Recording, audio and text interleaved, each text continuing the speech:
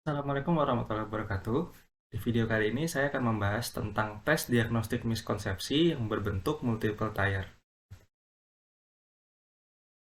Nah, tes diagnostik itu merupakan instrumen penilaian yang terdiri dari beberapa soal yang akan diujikan, di mana soal-soal tersebut difokuskan pada kesulitan dan kelemahan siswa dalam suatu materi. Tes diagnostik ini digunakan untuk mengidentifikasi kesulitan belajar yang terus-menerus atau berulang yang tidak sebagai penyebab kesulitan belajar siswa.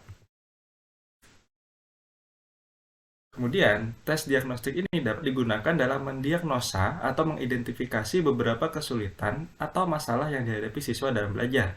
Salah satunya adalah mengungkapkan miskonsepsi dari siswa. Nah, miskonsepsi ini adalah pengetahuan yang salah atau tidak lengkap yang dibentuk oleh generalisasi siswa sebagai akibat dari pengalaman mereka, kemudian kesalahan informasi guru yang ceroboh, atau kesalahpahaman guru, dan refleksi kesalahan informasi dalam buku teks pada siswa yang mempengaruhi pembelajaran konseptual, sehingga makna yang dikaitkan siswa dengan konsep itu dapat berbeda dari fakta ilmiahnya. Ini yang disebut dengan miskonsepsi. Nah, untuk mendiagnosanya tadi kita bisa menggunakan tes diagnostik gitu ya. Nah, salah satu bentuknya itu adalah multiple tier, di mana bentuk ini adalah bentuk tes diagnostik yang banyak digunakan dalam mengidentifikasi miskonsepsi.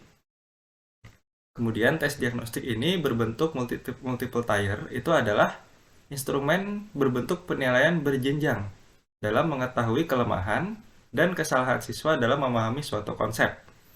Nah, bentuk soal ini memasukkan beberapa pertanyaan berjenjang atau bertingkat dalam suatu item, di mana setiap jenjangnya itu memiliki tujuannya masing-masing.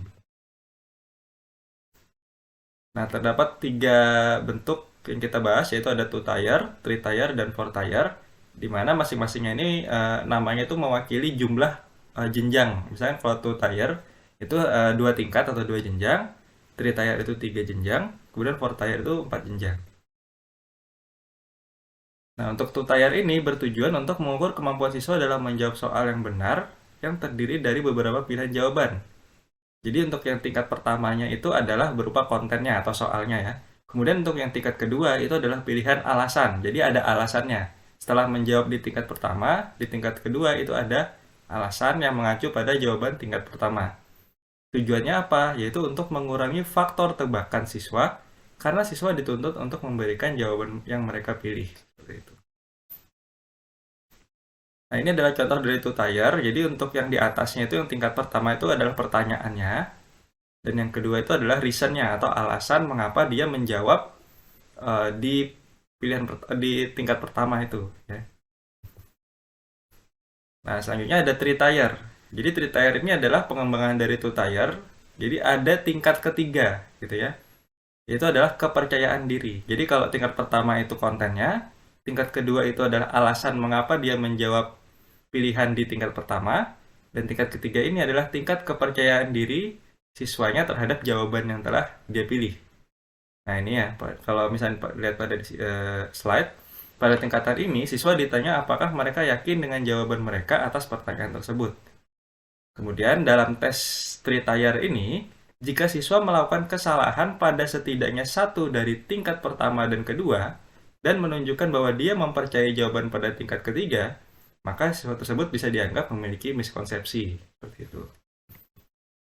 Artinya kalau misalkan dia salah, ya dia menjawab satu dan dua gitu ya. Dia menjawab satu dan dua, salah ternyata gitu ya jawabannya. Terus dia di tingkat ketiga itu dia memilih benar atau memilih percaya diri, berarti itu miskonsepsi karena dia yakin terhadap konsep yang salah seperti itu.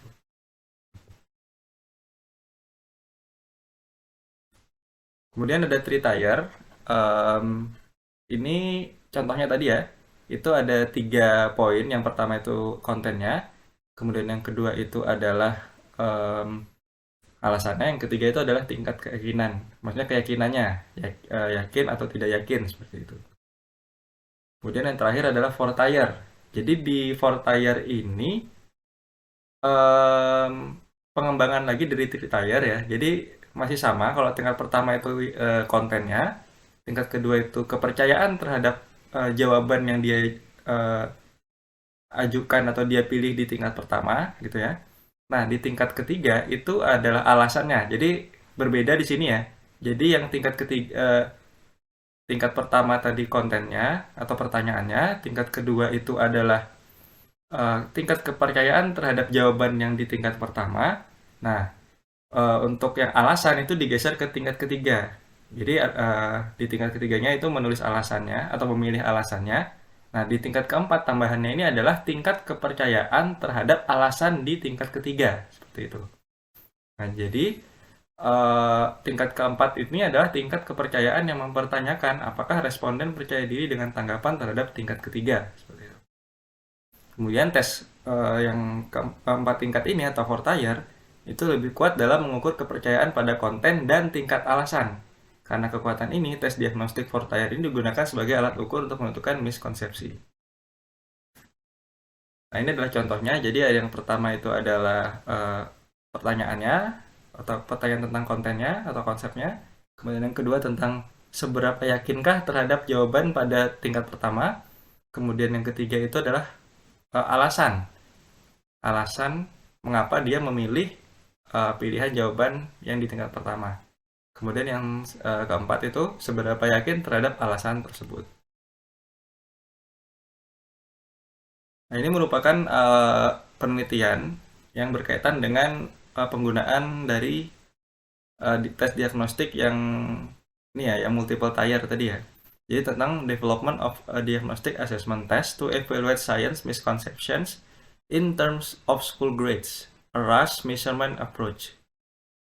Nah, untuk masalahnya sendiri itu adalah dalam literatur itu ada upaya besar untuk mengidentifikasi miskonsepsi yang spesifik untuk konten tertentu. Jadi sudah banyak gitu ya yang membahas tentang miskonsepsi. Ini ada disebutkan 103 berkaitan dengan miskonsepsi, 273 itu berkaitan dengan ya masih tentang miskonsepsi ya. Kemudian 111 artikel itu berfokus pada miskonsepsi dalam sains.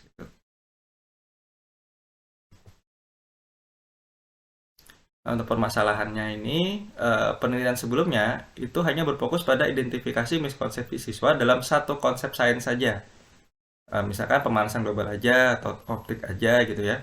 Tidak ada instrumen pengembangan konsep sains yang mendistribusikan kesalahpahaman siswa dalam pembelajaran sains.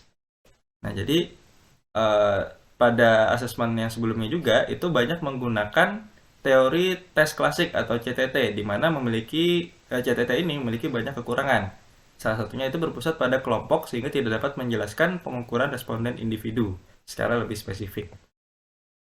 Nah, untuk solusi yang ditawarkan itu peneliti itu mengembangkan tes pilihan ganda two-tier yang dibantu dengan model pengukuran RAS untuk mengidentifikasi mengidentifikasi dan mengevaluasi perkembangan miskonsepsi siswa sehubungan dengan kelas sekolah dan jenis kelaminnya. Nah, model RAS ini dilakukan karena dapat mengkonversi instrumen penelitian yang memiliki skala interval seperti alat ukur fisika. Pengukuran RAS ini juga dapat mengatasi kelemahan analisis CTT dari penelitian sebelumnya. Nah, jadi CTT itu sebenarnya memiliki 4 keterbatasan dalam menggambarkan modelnya. Yang pertama itu adalah dibangun dengan menggunakan hasil data ordinal daripada interval. Kemudian item dan orang dalam pengukuran ini saling bergantung atau saling berkaitan satu sama lain. Kemudian sifat pengukuran instrumen dalam hal reliabilitas dan validitas sangat bergantung pada sampel. Kemudian data berpusat pada statistik yang berpusat pada kelompok tetapi tidak cocok untuk menjelaskan pengukuran responden individu.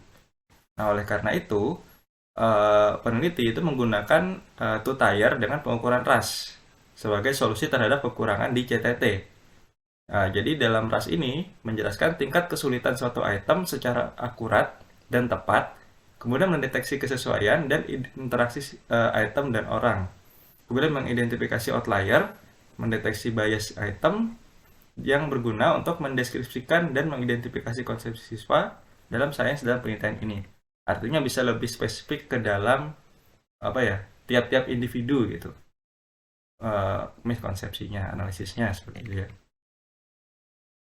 Oke, baik. Demikian presentasi tentang multiple tier dalam tes diagnostik miskonsepsi. Mohon maaf jika ada kesalahan dalam pembahasan materi ini. Wassalamualaikum warahmatullahi wabarakatuh.